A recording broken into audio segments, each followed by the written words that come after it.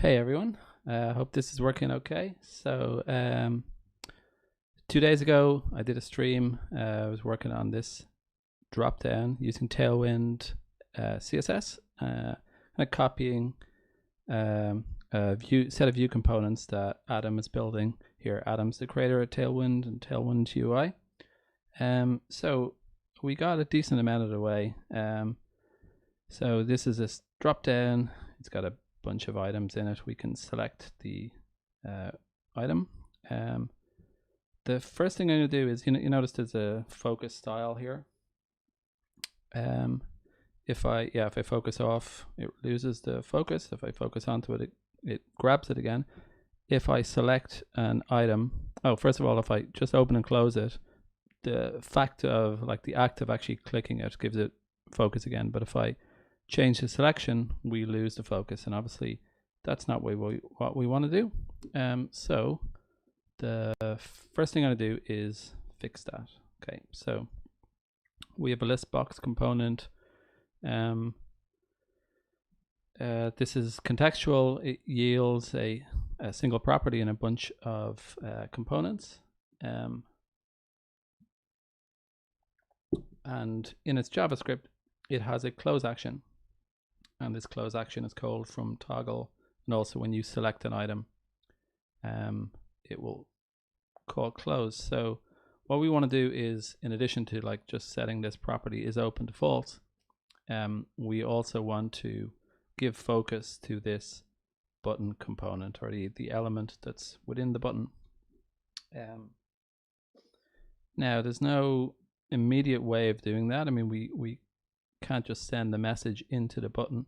So really what I can think of a couple of ways of doing it, but the way I'm going to approach it now is that this button, which is this component here, we kind of want to focus on this element. So what I'm going to do is, when this component renders, I'm going to emit fire an action. I'm going to pass an action in. I'm going to call that action. I'm going to pass the element for this button out. So the list box will have access to the button. So essentially it'll go like button element dot focus. So how are we going to get the button element here? So this list box button, I guess what we can do is on did insert. So did insert is a modifier that will run. So when this component is rendered, it will call this action. So when this element is available in the DOM. So I'm going to pass in an action. I'm going to call it on did insert. So we need to pass this in from the outside, and that's not saving. Oh, it is. Okay. So where do we invoke this component? It's contextual. We invoke it from here. So I want to pass in this action, which is going to be called on did insert. On did insert, and I will call this this dot on button did insert. Okay, so I need to implement this action in the component. So I'll probably come back and reorder these actions to make some sort of sense, but for now I'll just put the new ones at the top, and we're calling this on button did insert, and this will get the element because we're using the did insert modifier.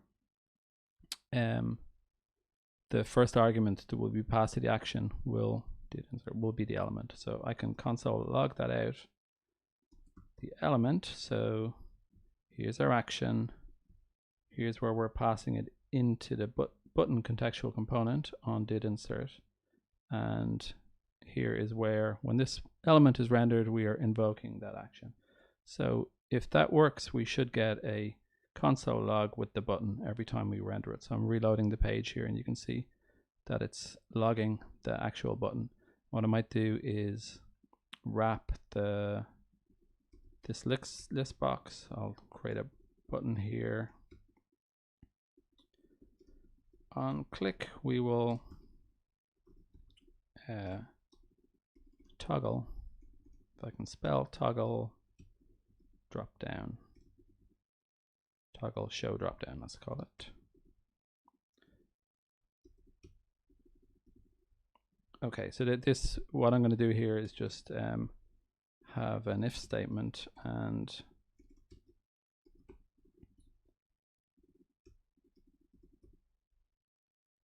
use this button to toggle this Boolean property. So we'll be able to show and hide the dropdown. So I need to implement this action in dropdown. Again, I'll just put it in the top.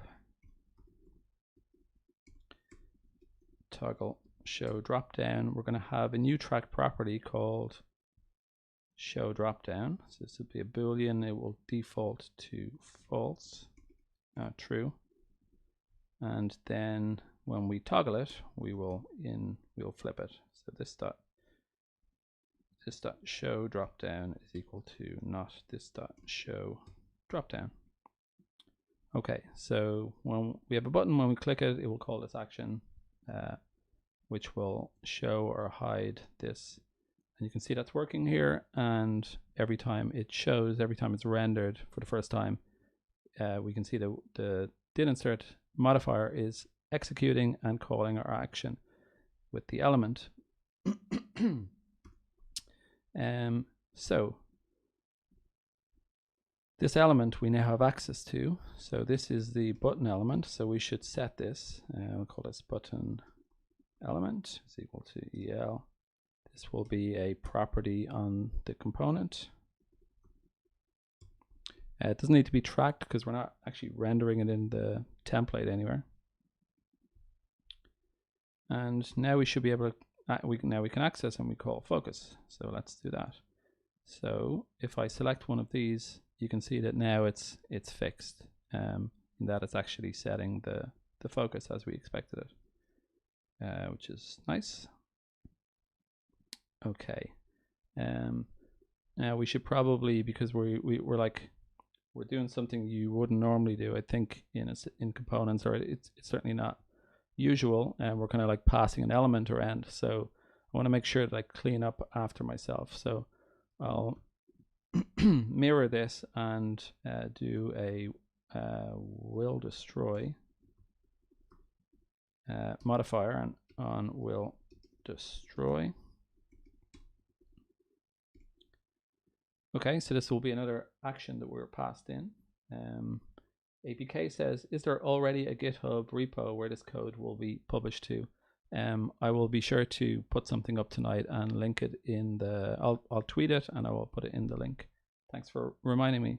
I should point out that this is also a spike. So ultimately I'm just doing this to kind of learn what a good, what a good pattern for, building this set of components in Ember is. And what I hope to do, or what I will do, is create a open source Ember add-on, which will have this and another set of components in, and it'll be, higher quality. We'll have tests, and I'm hoping to, from this, learn what the final version or the initial version of the add-on will be. Okay, so on will destroy is something that we're going to pass into the button. We're going to do this from here. I'm just going to clean this up a little. Okay. So on did insert, on will destroy. Will destroy is going to call on button will destroy. So this is going to be an action within the list box. So in the list box.js, I'll put it beside this action on button will destroy, and we will just set this to null. Okay, so it shouldn't affect, everything should work as expected. Okay, I think that is that one. I did a dry run of this earlier on, so I have a private repo with some GitHub commits. So I'm going to go on to the second one now. So something you'll see from Adam's video. I wonder if we can see it here. So that is pretty cool, in my opinion. So now what here? So not as acting. What? It's just magically working. Oh yeah. And So all I had to do was, oh, interesting. They all hover. Now if I hover and then start using the keyboard, oh, and look at that. It even auto scrolls the right option into view. so he has keyboard event handlers, and he handles up and down and enter and a bunch of other stuff, and we haven't implemented that yet. He also has it scrolls to the correct active item, and we haven't implemented that either. So let's deal with that. So the list box list here we can see like the list box list list the actual items, and it has a on key down, which we're subscribing to the key down, or we've added event listener on the key down event for this UL element, and I should get up his code as well. Where is that? GitHub Tailwind. Yeah, it's this Tailwind view.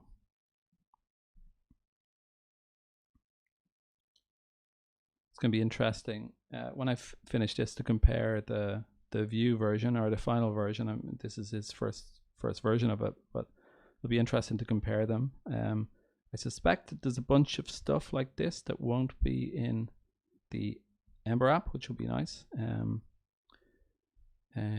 Okay, so that's his code. Yeah, let me look at where. So he has a similar component, list box list, and it's a UL. And yeah, he implements. I copied and pasted his code in here. So we've added support for tab. Tab doesn't do anything in escape. So if I open it up and click escape, it disappears, or it closes. So let's do one of these. Let's do down. Okay, prevent default and break. So what do we want to do? Well, we want to select the previous active item. I wonder, did we actually build what the active item is yet? I think we might have selected wrestler active item. I wonder if I just search for active. Kind of forgot how far we got the other day. Set active item. So we do have the list box itself is tracking the active item. I should default that to undefined. Okay, so we have this concept of active item. We're just not doing anything, or we're not, I don't think we're mutating it anywhere. Set active item. I wonder if we're using that somewhere. Active item equals, we're passing it around. Set active item.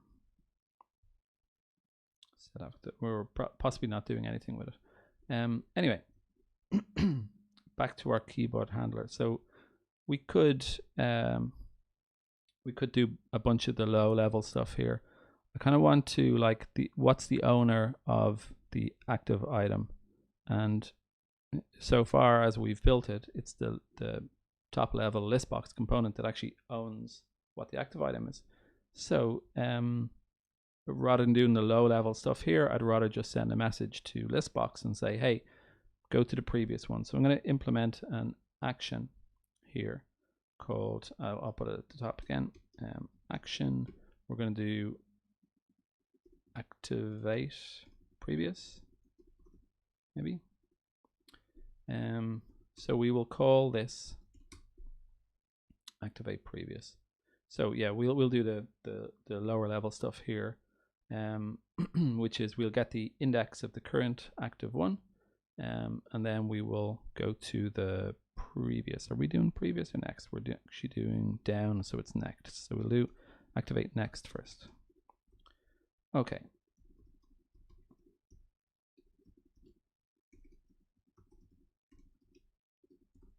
Okay, so we have this action in our list box.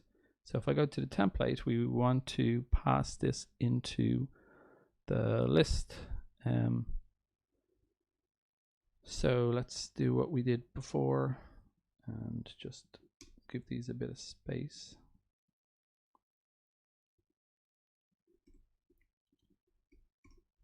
Actually, I'll do this as well.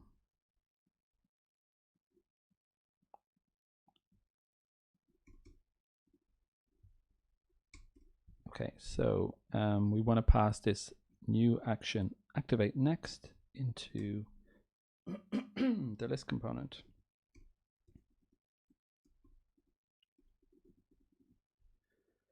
And while we're at it, let's do activate previous. We may as well.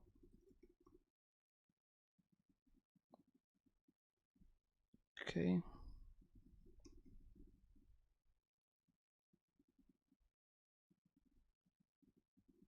Okay, so the list box, from the list box now we can call, this is an action, this is passed into us, so we can call this.args.activate next. So if I'm pressing the down button here, and you can see it's calling that action down here to do activate next. Previous doesn't do anything yet because excuse me, we're not actually calling, we're going to do something similar here for up. So up is going to call activate previous.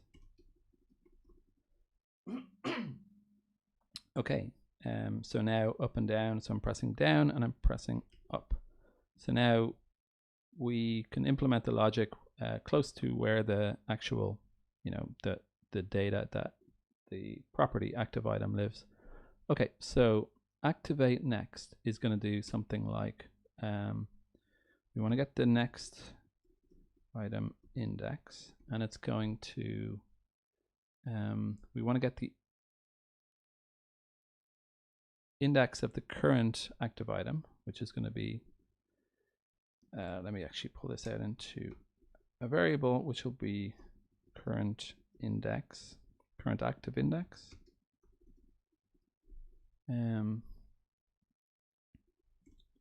Active item index. And it is going to, this is going to be, we have, I believe items are being passed to us.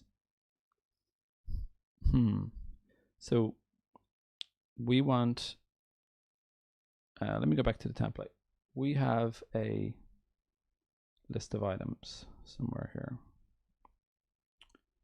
Okay, we're iterating over wrestlers. Now wrestlers, we're not passing these into our list box component, so it really can't do anything with them. It's like it doesn't know about them. All it knows is like when we start calling option with a single item. So I think it's probably best for us to, like, we have an array of things. Let's give it to our list box and like as a primary set of data. So here are the items, which is going to be the wrestlers in this case. And then this is giving these components the ability to do things like find out the index of like the selected or the active item. I don't think Adam did this in his example. So I guess we'd have to look here. I don't know if we can see it. So here, where does he iterate over? Here's where he's iterating over the wrestlers. And I don't believe he does this. And maybe this is why I think this is going to end up a little more verbose or low level, or kind of the components know a lot more about the internals of other components. So I'm gonna go a slight departure on what Adam has done, and I'm going to pass in the array of items into the list box. And once they're here, we'll come back and possibly refactor this later. So we're using the same items here, maybe not. But once we have them in the drop down, in the list box, we can now pass them into things that need to use them. So in this case, we need to access them here, but we now have this.args.items. So we can say what's the index of the active item. Okay, so on activate next, that should work. It should give us an index of undefined, which makes sense, right? Is that going to be 0? No, it is going to be undefined. Okay. So now we want to calculate what is the next active or item index, and that's going to be this. Let's just say it's +1 for now, and I'll come back to it. And then we are going to say this dot active item is equal to this dot args.items next item index. So that should actually set. Oh, we're not actually emitting it everywhere. I guess I should log out the active item because I don't think the UI is doing anything with this data yet. Okay, it's undefined, of course, because the active item is undefined. I guess the active item is going to be undefined. We kind of want to go. I think I'll refactor this. No, it's going to be. Yeah, this isn't great code. Let's just get it working and then refactor it. So I want it to be like when it's undefined to give it a default. I want this to be 0. So it's going to be a nicer way of doing that. But you can see that no, that is not working. Okay, let me back out. Let me take a drink.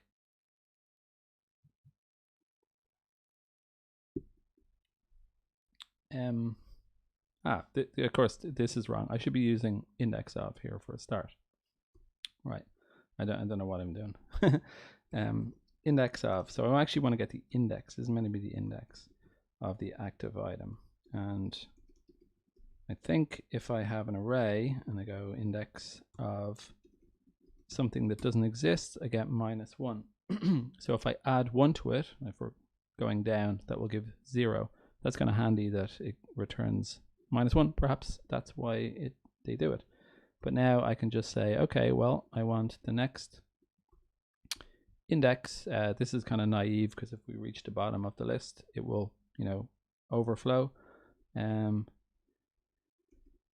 So I'll improve that in a second, but now we're getting an next item index, and then we're saying we're now using that index to pluck the active item and set it. So this should work better. Okay, you can see that it is actually going through them, and it actually does seem to cycle back. There's this like undefined, but then it goes back to the start. Before I fix this, I guess I want to actually show if the thing is active or not, right? So we have a list box action. So are we passing the active item around? Activate. Oh, we should do. So we need, let me again look at our template. Like we want to access if it's active here. So I guess we want it on the option. So I can go just temporary.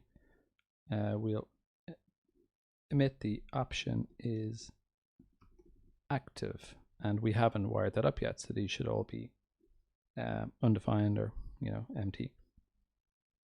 So let's pass a value into this option. Where does this option come from? It's emitted, like it's a contextual. It's failing to find the word to describe this thing here. It's a block param. So the option component yields this, and we can see that here that it yields is selected. So if I go is active is equal to, and let's just put in true for now, we should get some true values here. We do not. Did I save? I might have a build error. I do have a build error. Is active is true. Is I shouldn't have curlies in there because we're already within curlies, so I can just use true directly. So we should just get a set of trues here. So where are we going to get this value, the actual value from? Well, list box option doesn't have it, or it does have a JavaScript class. We could pass in, we could have a get is active, and like we do for selected, this.args.item, if that is equal to this.args.active item. Okay, so we need to pass in, okay, so we now have this is active property, which we can use here. Okay, I think these are probably all going to be false because, even if I change the active item, because we're not passing in the active item into the list box option component. So here is where we pass that in. So, or here's where we should pass it in. So the list box owns this active item. So we're going to pass that in here. So active item is equal to this dot active item. And I think this should work. So if I press down, you can see it's up, doesn't work, but if I scroll down, it's changing the selection. So I wonder if Adam has actually styled this yet. It looks like he has styled it, so we should probably go back a bit in the video or just have a look at his code. Yeah, let's do that now. Let's actually make it look better. Okay, why is this showing?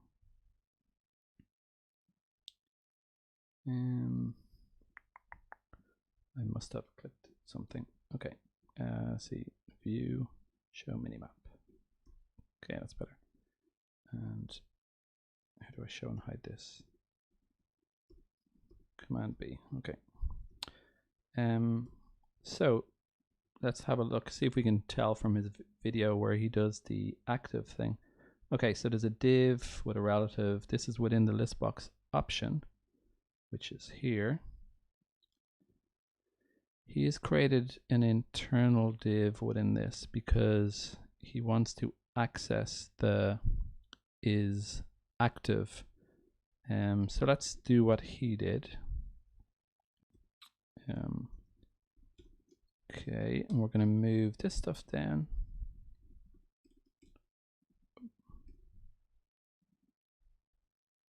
And what goes in here? Probably everything.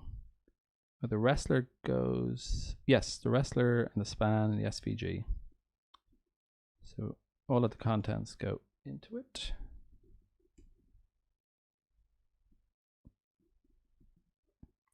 So now we have access to this is active here, and he likely has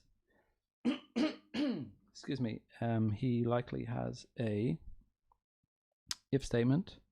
So class, if it's active, he gives bg blue 600 and text white. So we can go if option is active and we want to give it bg blue 600 and white text white. Okay, and that is an if statement that closes there. Okay, so we're now setting this dynamic class based on if it's active or not, and you can see that it's actually working. And if I hold down, it's cycling through them, which is cool. So we can now get rid of this temporary Boolean property. So let's go back to our list box and not do this in a naive way. So the next active item, first of all, I'm just going to extract this here into a getter because I know I'm going to need the active item index in this as well. So I'll just create a getter, call it active item index.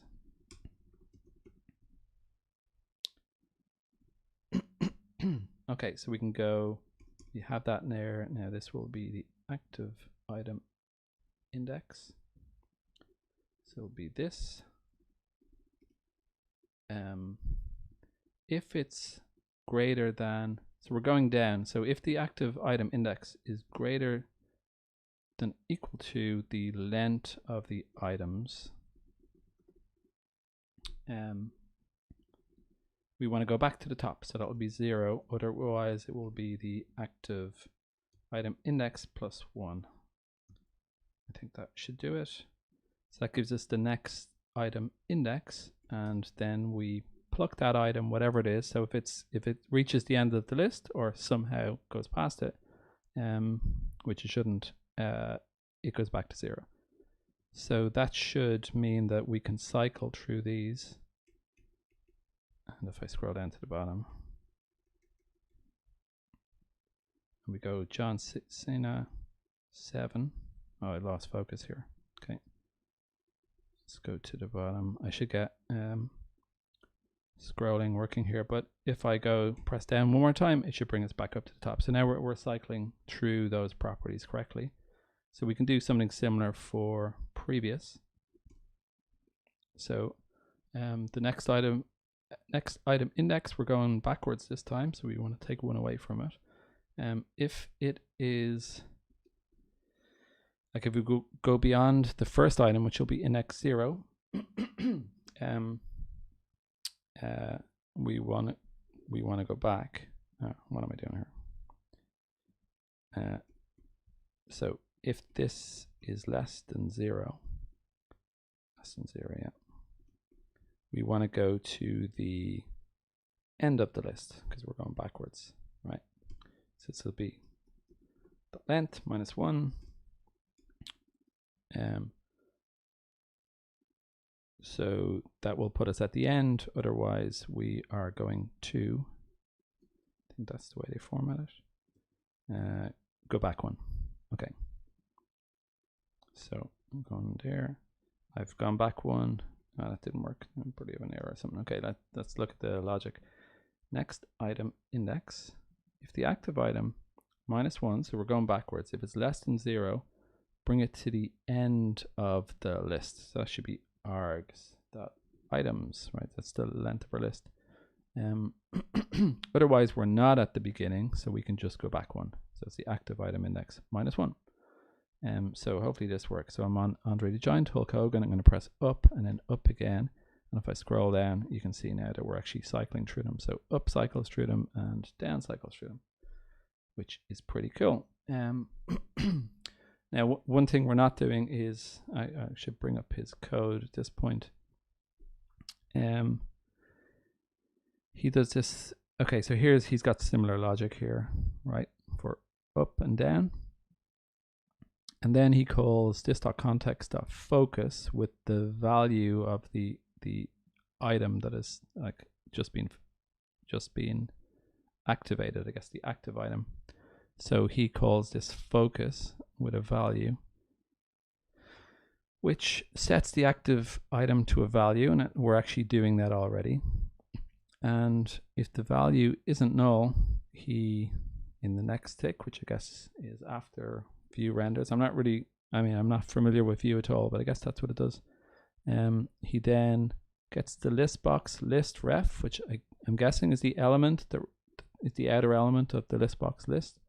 And he goes into the child. He finds the actual child element, and then scrolls into the view. So this is this is finding the active element. So let me see. I'm just going to refer to my notes here. Enter to select.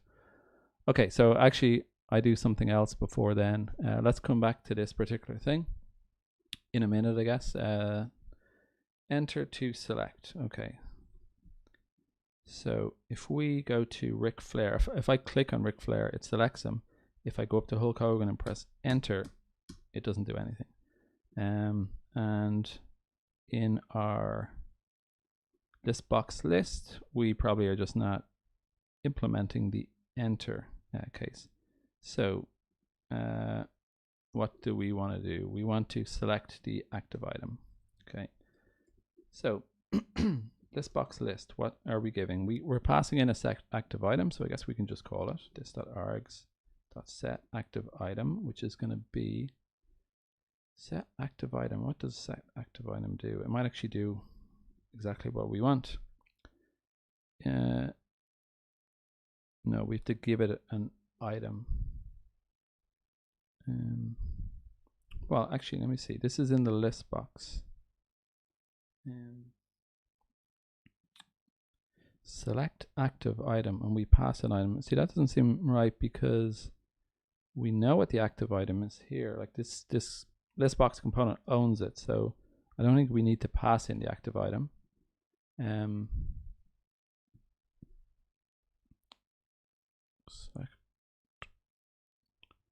Select active item.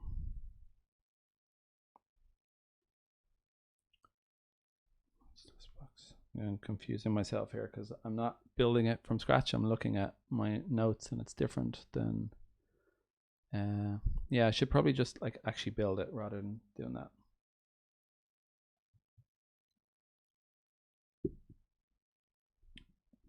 Okay, let's put this back the way it was. We have this. Maybe it's right, maybe it's wrong. But let's go from first principles. So where was I? Let me close some of these things. Okay, so when we click enter, we want to set the active item. Okay, that seems fine. The outside world knows what the active item is. Like we're setting it here when we're going activate previous, activate next. So we already know what the active item is, or the system does. So set active item. This shouldn't be set active item. This is what's confusing me. It should be select, right? We're not setting it. We want to select it. So list box list. Are we passing in select active item? We are not. So let's pass in an action called select active item. So then in list box, we can create an action. Do it at the top. Called select active item. And this is going to do what? This is going to set the active item to be the item that we know. It's it's going to select the active item. Okay.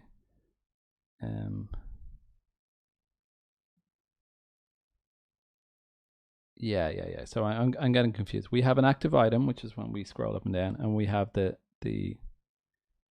selected item, which is what the outside world knows about. So in our case, it's this drop down owns what the selected item is. Okay, so we need to tell the outside world that we here is the active item and you should select it. So I wonder, do we have something like that already? Unselected, right? So this is what we want, right? So we're going to call unselected, and this is going to tell the outside world it's going to call the action that was passed in unselected with the item, and it's going to close the dropdown. So we can call this.unselected with the active item, and that should mean that if I scroll down and press enter, you can see that it actually selects it as we wish. And what's cool here is I'm actually using the keyboard here. I'm not touching the mouse. Obviously we have to get the scrolling working, but everything else is working pretty well. Okay, on to the next one, which is going to be scroll into view.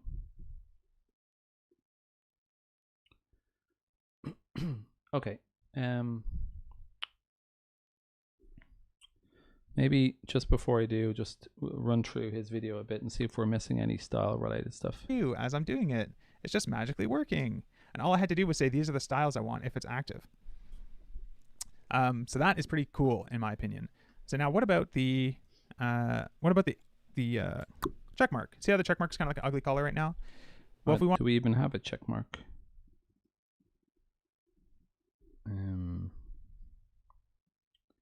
We do. Okay, so we seem to be in a similar place to where he is in the video. Wanted that to also change color. We could just get rid of the gray 700 here, do a dynamic class binding, and we could just say, so we'll do text gray 700 if it's not active, so not as active, and then maybe we'll do text white if it is active. Okay, so this is in within the if is selected. In here, so we put it on the SVG within the span. And this here, so instead of this text gray, it's if is active, option is active. Well, if it is, we want text white. And if it isn't, we want text gray 700. Okay, let's try that. Okay, I messed that up. I am missing closing curlies. Okay, and you see that applies that color correctly. So now, yeah, you can see the check mark's white, and then it switches back to dark gray. And I'm doing all this with a keyboard, which is pretty cool, right? Pretty cool. And that's like basically all you need. And this is like beautifully accessible too. Okay, so it seems like we're up to speed on the style. The bit we're missing is the scrolling. So if I scroll down, we want that, whatever that item there is, to scroll into view. So how are we going to do that? So what owns, so where can we scroll into the view? So these options here, actually let's take a look at his code. Oh yeah, we were looking at it. Okay, so I'm not really a fan of this. I mean, maybe this is the way, this is idiomatic view, I'm not sure, but this is like, what component are we in? We're in the list box, so it's like the top level component, and it's kind of, already we have to deal with this next tick, which is like, I guess, you know, similar to Ember's, you know, run next or after render, which I try to stay away from as much as possible. Kind of, I found it leads to, I guess everyone's found it leads to kind of fragile code, or it's like it's low level anyway, and it would be better if you didn't have to, I think it'd be better if you didn't have to deal with it. But it's also like reaching into the list box list and then going into its children and then grabbing one of the child elements, and it just seems a little fragile to me. So if we think about like what component could we tell to like scroll into view, and I think that's the list box option. So it's the thing that like could do the scrolling for us, right? So really what I want to do is like this is actually the element that we're like, he's reaching in to grab, and what I'd like to do is just actually have an action in here which is scroll into view, right? So I'm going to do that. Import action from, I think I should, there are some add-ons which make this easier. I should actually install those. Definitely save me some time. I haven't been doing that much Ember recently, so I'm a little bit rusty and I'm not up to date on the latest add-ons, but I know someone's pointed out that there are some, so I should do that for the next video. Anyway, we're going to create an action and we're going to call it scroll into view. Okay, and how are we going to call this? So the option itself, like we could say on did insert, well, let's say did update for a start. Okay, so when on did update, we want to call scroll into view. And if I pass the active item, and I believe, are we passing in the active item to list box option? Let's have a look. List box option, we are passing in the active item. So when the active item changes, and this is what the did update modifier does, when it changes, we want to call scroll into view, and we're passing this action scroll into view will get both this element and this argument here of the active item, and that's all we need to know to determine if we should scroll or not, which I think is kind of neat. So we will get the element will be the first argument, and then we get an array of parameters, and we're passing the item in this case, which is the active item. So we can say if this.args.item is the same as the item that we're passing in, which is in this case the active item. I should call this active item. Then we can scroll into view, and we have access to the element, so we can go like do what similar to what he did, which is this scroll into view. But I think we've replaced this with like something, I think in this case more elegant, I believe. So anyway, let's see if it works. How does this work? Scroll into view, and it takes block nearest. To be honest, I'm not familiar with this API, like this scroll into view API. I guess I don't know what this does. Guess we could guess, but ultimately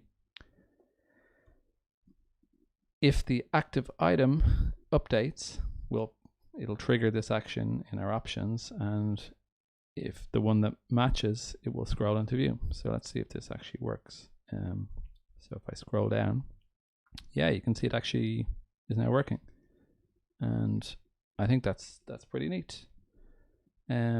We can also do, like, when we select the item. Let's see. So Hulk Hogan. Well, we need to update this. This is a bug for a start. Like, see, Ric Flair is the currently selected one. So Stone Cold Steve Austin is currently active. Hulk Hogan is selected. If I close it and reopen it, Stone Cold Steve Austin is active. So we should clear that out. So on close within the list box, close, we should set the active item back to null. So on close, this active item equals null, which means that when we open it up, we end up with a blank slate, and if we navigate around and close it and open it again, we end up with a blank slate again, which is cool. So I guess what we want to do is, like in this case, when we open up Android Giant, we actually want it to be in that state here. So probably the default when we open it up is we want the selected to be the active. So we have this like consistent style. And then actually, I mean, we want that because we want to navigate from there if someone's to go up or down. So how do we do that? I think we can do something similar, or we can use a similar mechanism. We can use did insert in the list box option. I'm in the wrong place. We should be in the list box option. So we can do something similar to the did update. We'll do a did render, did insert, and we're going to call scroll into view again, but this time we're going to use the selected item instead of the active item. And do we have, I believe, yeah, I think we do have access to that because we're working out if it's selected here. So it is an argument. So we're going to call the same scroll into view on did insert. So when we insert this li, if the selected item is the same, we will trigger the scroll. This is no longer just the active item. Sometimes it's selected item. So I'm just going to rename it to active item. But this should mean that, well, that didn't work. Okay, do we have an error? We don't. Okay, so something is wrong here. List box option did insert scroll into view at selected item. So when we insert this li with a selected item, we pass it in here, and if it's the same, we scroll into view. That seems like it should work to me, but it does not. Oh, we're scrolling into view. Maybe it is working. Yeah, sorry. The scrolling is one thing, and the actual active state is another. So I think if I select British Bulldog and I open it up, it is indeed scrolling. Like, it's not at the top where it was before. If I select this and reopen it, it's in the right place, which is great. So the thing I need to also do is, well, I need to deal with the active item as well. Okay. So how are we going to do that?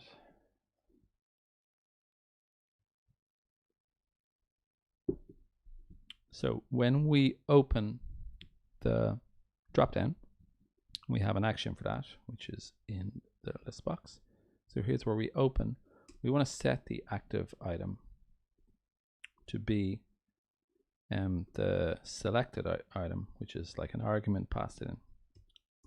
So again, the outside world passes in a selected wrestler, in this case, selected item. And when we open the list box, we want to take that and make it the active by default.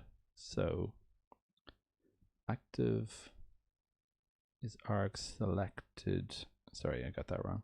That should be selected item. Okay, so that's the item that's currently selected. So Hulk Hogan should be selected here, which is nice. So if I scroll up and down, if I can press enter, select British Bulldog, press enter again, and you can see now that's gone to the right place and it's doing the right place. So it's starting to, I think it's starting to come together now in a really nice way. I guess we also want to on close. Does this make sense anymore to set the active item to null? I guess it doesn't, because once we open again, we're going to set it. I guess it's probably explicit. We do indeed want to do this. We don't want the active item to maintain. So I think that's probably fine. Okay. Now what are we missing? I guess there's hover states that we're missing. If I look at his, what does he have? So I guess he's going to have the options, and they're going to have on click select. I think we have that, and then a mouse move. It's going to set the active item. Okay, so in the list box option, we want on mouse move. And what are we going to do? We're going to set the active item. Do we have access to that? So we do set active item. We pass it into the list. We also want to pass it now into the option. So within the option, we can say on mouse move, call the set active item with our item.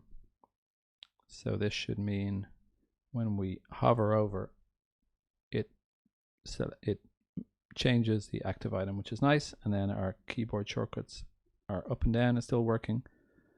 Okay, that's cool. Nice and easy. What's left?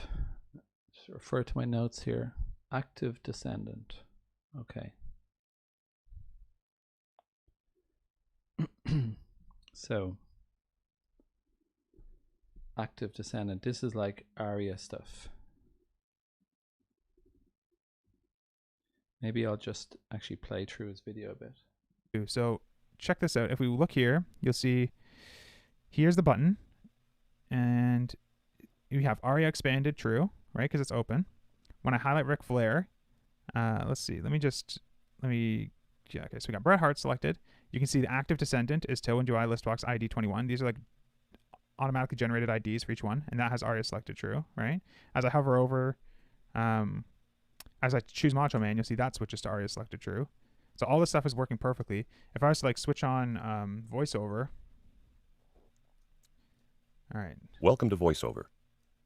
So you won't be able to hear it, but you'll be able to Voiceover see on system what's being preferences. said here, right? Chrome, Vue2, Google, selected wrestler, Jake the Snake Roberts. So I can hear him like saying selected wrestler, Jake the Snake Roberts. Okay, so I haven't built any of this yet. So we need to assign an ID to these options, and then in the parent drop down or one of these components, we need to set the active Descendant. So let's see how he does it. Active Descendant.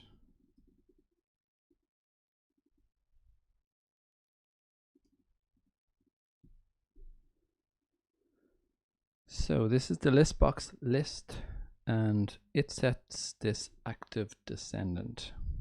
Okay, and we're also going to have to do this labeled by as well, but let's do the active Descendant for a start. So the list box list, which is this here. So this has to be something dynamic. Okay.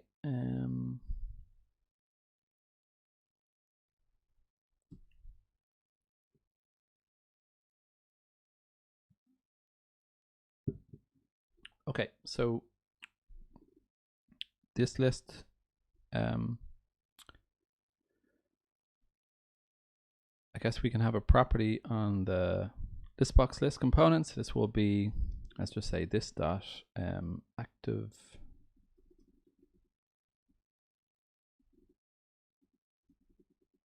active descendant ID. So we'll create a property within the list component, or a getter, I should say, because we're going to compute it.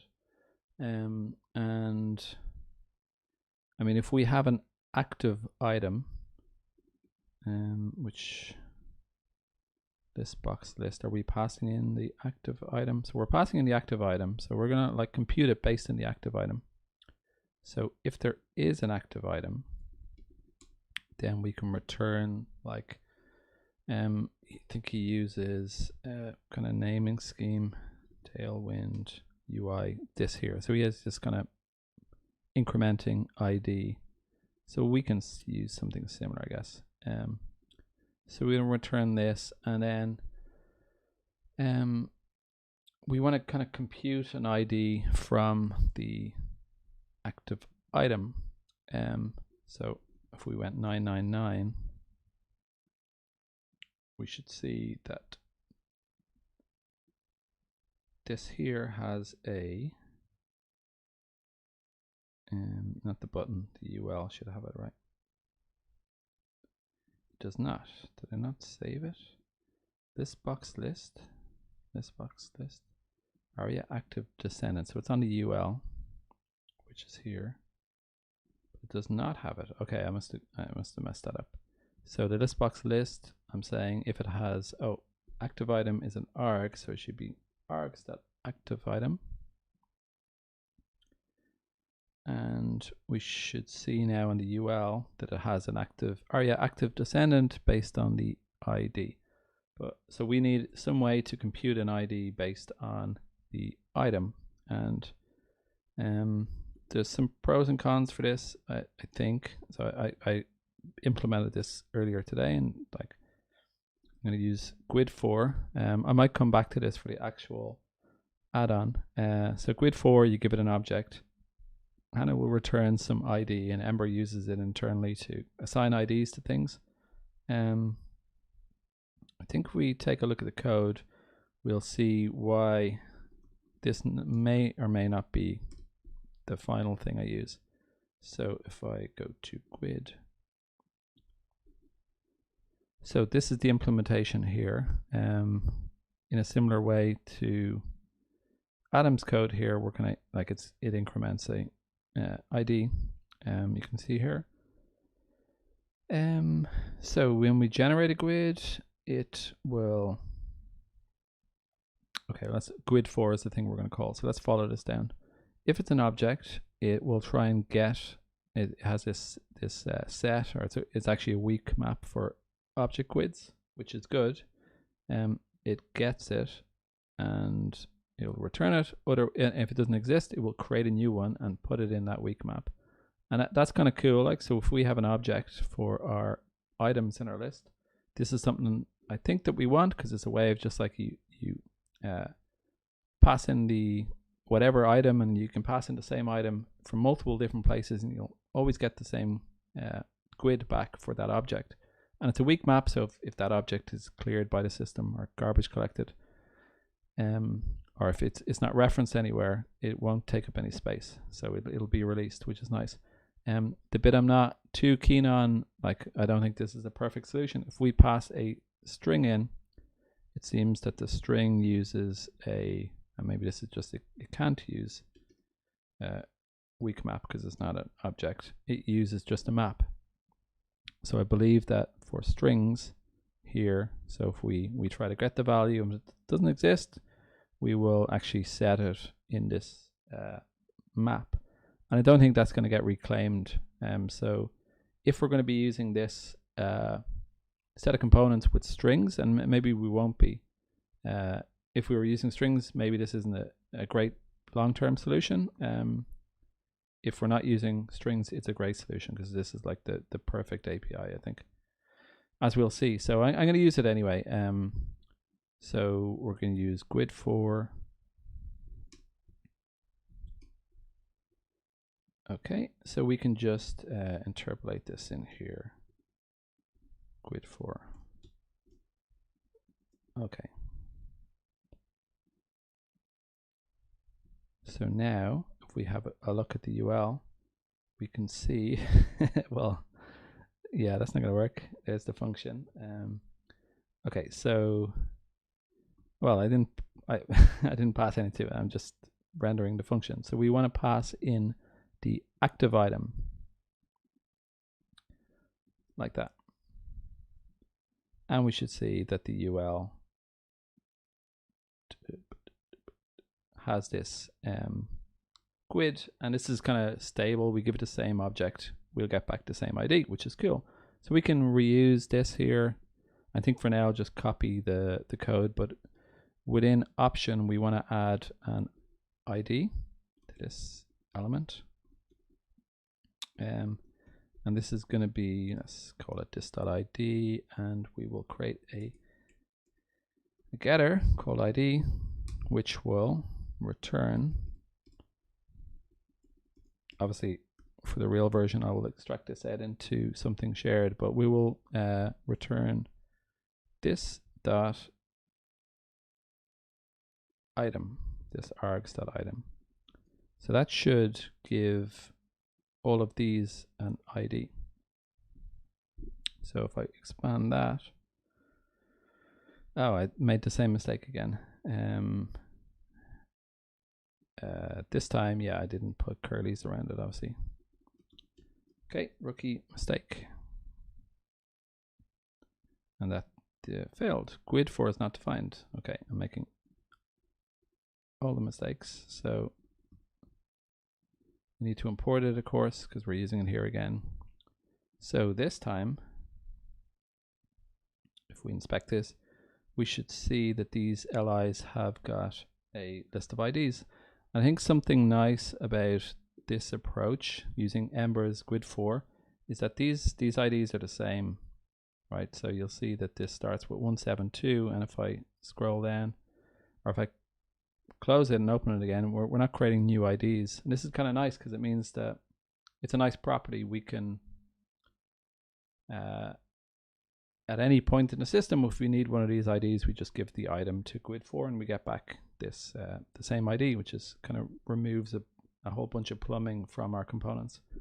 I think that's why, like if you see, I think this code here, which is like doing kind of registration, this here, I think this is likely, you know, our use of GUID 4 removes the need for this, which is kind of nice. But I'll come back for that. I just want, I'm happy to get it working for now, and I can consider if this is good or bad later on. But you can see actually if we're hovering over it, it's actually working. So the active descendant is updating. So if I hover over Android Giant, and you can see this is Android Giant 172, 171, 173. So you can see it's 172, 171, 173. So that's working pretty nice. I think I can turn on, like Adam did, the screen reader. Welcome to macOS. Voiceovers on Chrome. Tailwind Select Spike. Google Chrome. Window 1. Building a custom select menu with Tailwind eView. YouTube. Space with Chrome containing window. Tailwind Select Spike. Google Chrome. Full screen space. Andre the Giant. Hulk. Macho Man Randy Savage. Stone Cold Steve Austin. Ric Flair. Ric Flair selected. Ric Flair. Ric Flair select. Ric Flair. Stone Cold Steve Austin. Stone Cold system preference. So that's pretty cool. It's like that's a bunch of the ARIA stuff working, which is nice.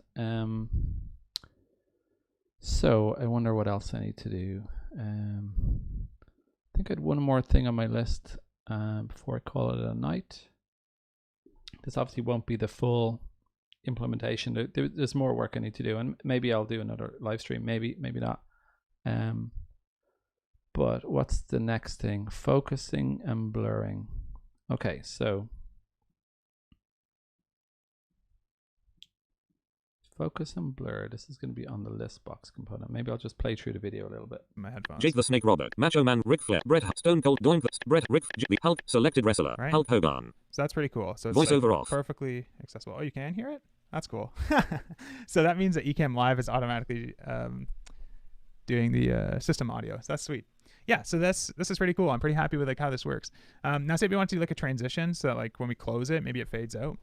Originally, I was experimenting with building an API for transitions directly into the list box list, but for the same reasons of like vshow versus vif and all that stuff, it just ended up feeling a little inflexible. By getting rid of all that stuff, now you can just use a regular old view transition object or component. And so this transition, I'm not, again, it's Vue. I'm not very familiar with it, but I don't believe there's a analog in Ember world. There's obviously Ember animated,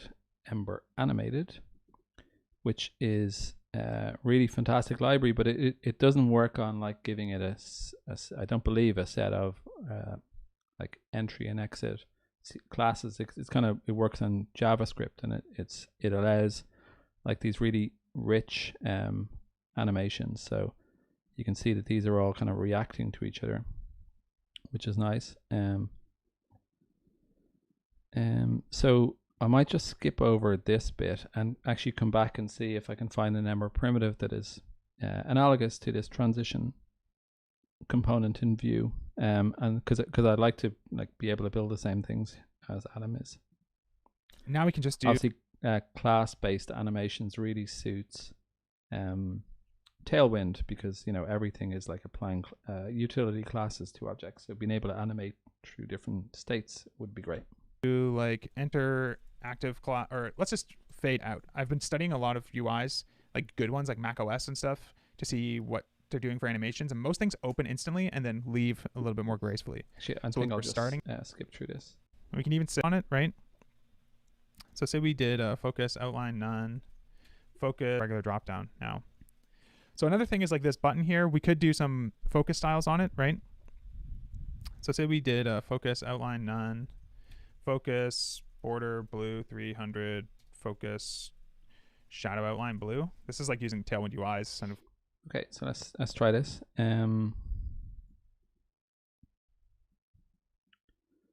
So this is on the button. Here's our button here. I'm just going to lower the text here, or make it smaller because there's a lot of stuff on the screen.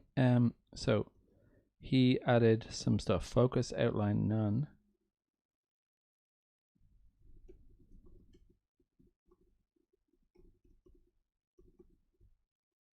Focus, border, blue. And he added this shadow, outline, blue. And I don't have Tailwind UI installed, and it's not open source. I mean, it's a paid product, and it's great. I recommend it, but I don't have it, so I'm not going to add that style. Just to make sure this is working, I'm going to make that pink so I can see. So now you can see that there's the focus style, and if I tab out of it and back into it, we have that style. But when I open it, we don't have that style, and I think that's where Adam is going here. Customized utilities. All right, so yeah, now you can see we've got like a nicer focus style, and then this opens up, and it's pretty legit, right? And then it goes back to that when we're done. And now say we wanted to keep that focus style even while it was open, because technically what happens, right, is when we click this button, this list gets focus, so that becomes unfocused. But I could totally see an argument where while it's open, you wanted that to remain focused, because like as a kind of a unit, they are still focused. So for that reason, we expose that to you as well. So if you go here, you can do like a v slot equals is focused, and this will tell you that the button is focused. Now, because of the same limitation of slots not being able to be accessed here, we might want to basically grab this, jump down here, throw in a span, move this up, add this class here, and see what I've broken. Just a dynamic class by shadow outline. And okay, let me catch up with him. So this is the list box button, and he moved his styles out into a span. Well, he left width full and focus, outline none, and then he added a inner span. We added those classes again, and then moved the text and the SVG into it. and he's doing this so that we can access the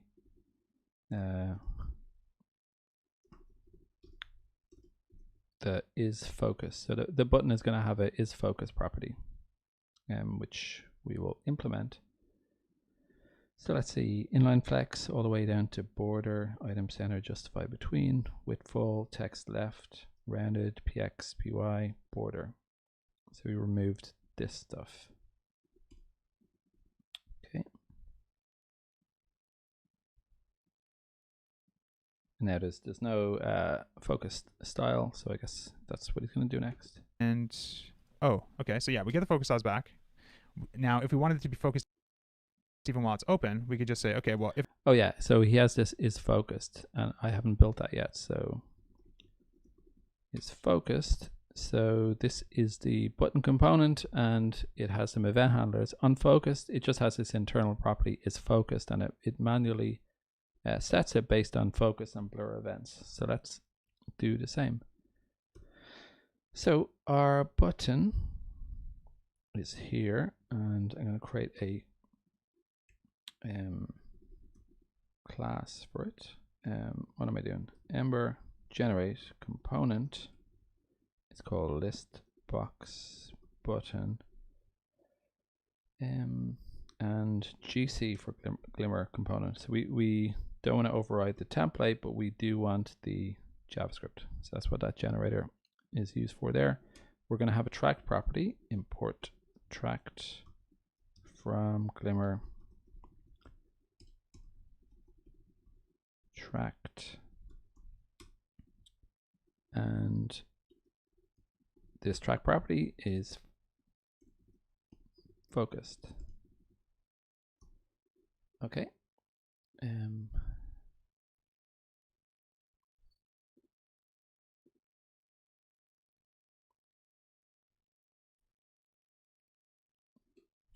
All right. Sorry. So let me set that to false by default. Fix that up. So we want to yield that property. So as before, we're going to yield an object with the is focused. And that's going to be this that is focused. So they should be all false. What have I done? Unexpected token in listbox JS. Listbox button.js. Okay. Yeah, I messed that up. Okay. So if I set that to true and go back into our drop down, our button, I'll just say button that is focused. And that should be, oh, fail to create, more likely improperly defined class or invalid model. I'm having trouble reading or invalid module export. So I must have messed this up. Import tracked from @glimmer tracked. That looks fine. Tracked focus class true. What did I change? This box button. Probably as usual, like as normal.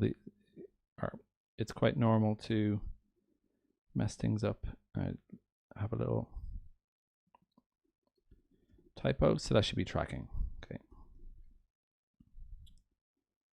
Okay, so if I go back to the drop down and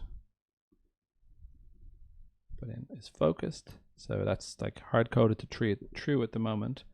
So in the button, we want to add some event handlers. We already have non-click. We're going to add two more, and this is, mirrors Adam's code here, focus and blur. So on focus and on blur, we do focus first, and we're going to go on focus. So this will be an action.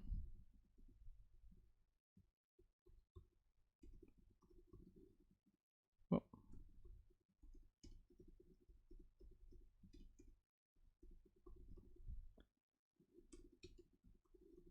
And this is called on focus.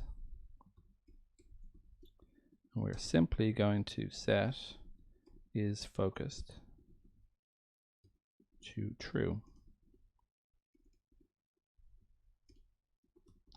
Okay, so I should default this to false because nothing will be focused by default. So now you must pass a function as a second argument.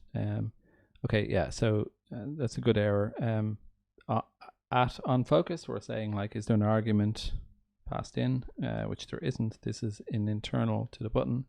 It's an internal action, so it's this.onFocus. So we can see now that when the focus event is triggered, and actually what I'll do is just tab into it. So I'll click toggle so it has focus, and I'm not sure what that is about. I must have messed something up, but I'll come back to that. If I tab into it, it is true, as you can see here. So we could do the same with blur, but something I want to do is like for simple actions like this where we're just like setting a value. There's a nice Ember set helper. There's a nice helper for this from Zirac or Chris Garrett, who did a whole bunch of work on Octane. And this just allows us to kind of inline this within the template. And in cases like this where we're just like flipping a switch, I think it ends up just being much nicer code. So let's install this simple set helper add-on.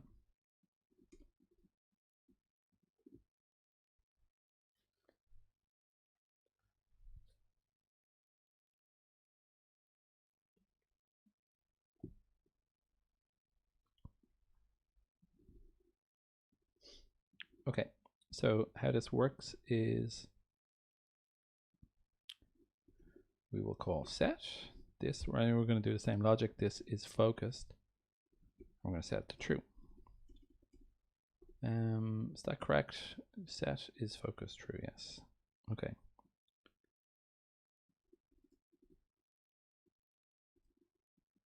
So that should work as before. When we focus into it, it gets to true. And then we can do something similar for blur. So on blur, we will set it to false.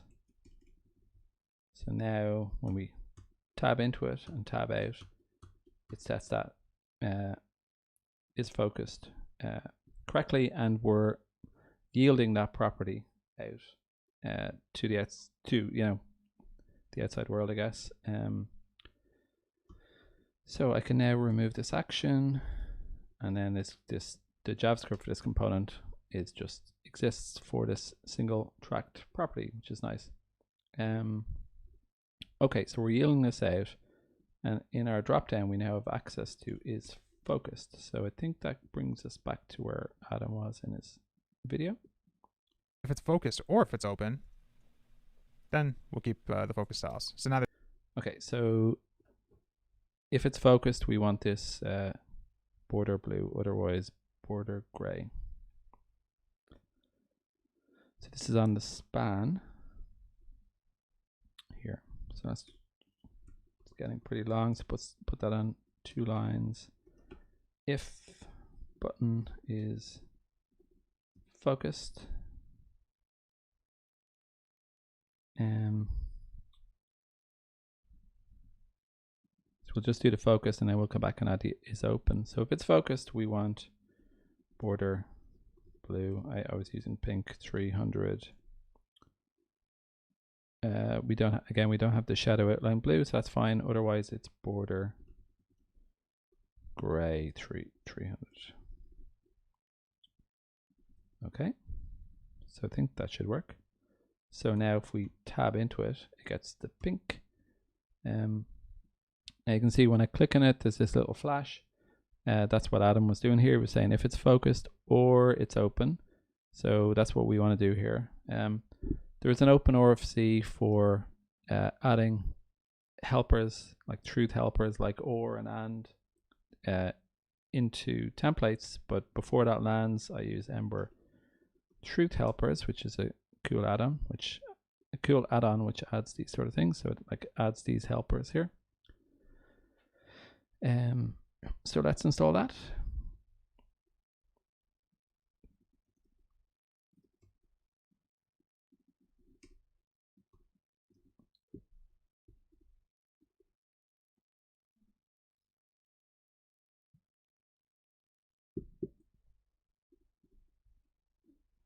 Okay, so that will allow us to say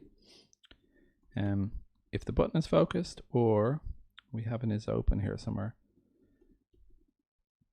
Yeah, the list box yields this is open property. So we can say if the button is focused or list box is open, then apply this border pink 300 style. So I think that should work now that, yeah, so you can see now that this is open, it also has it, which is cool. They're staying there, right? So you have all the flexibility in the world. Like you can do literally whatever you want. And even here, we have some of this Tailwind UI. The product is paid, but like these components are going to be totally open source and free, and you can use them however you want. You can use them in Tailwind with Tailwind UI. Like we're building them because we need them for Tailwind UI, but we're just going to open source them all, and you can just use them however you want. So I think I'll leave it there. I'm not sure if I'll do another stream like this. I've more work to do. Thanks to whoever pointed out or asked will I share the code. What I'm going to do now after this video is put it up in a Ember twiddle or a repo somewhere. And I guess what I'm going to do is just like, let's see what happens with Adam's components here. I might start, I'm not going to live stream it, but I think I'll probably start building these for real. I've learned a lot during this spike, and I think like for one, like this is a really cool component, and when it's finished it's going to be great. Like I want to use this in my own app. I really like the approach of building these primitives that look after things like ARIA and just give you this really flexible palette to build your own dropdown in your own app. So this is what this would look like, and obviously like there's not a huge amount here. Obviously this is just setting up some dummy data, but like this is just, you know, like Lego, piecing together the drop down that you want, applying the styles that you want. So you don't have to use Tailwind for this, but like it obviously works very well with Tailwind. And then you end up with, you know, in your own app having a really solid drop down that you all you care about is how it looks, rather than accessibility. You get that for free, which I think is a real win. So thanks very much for watching. If you did, I enjoyed this one. Thanks. Bye bye. If I can find the stop button.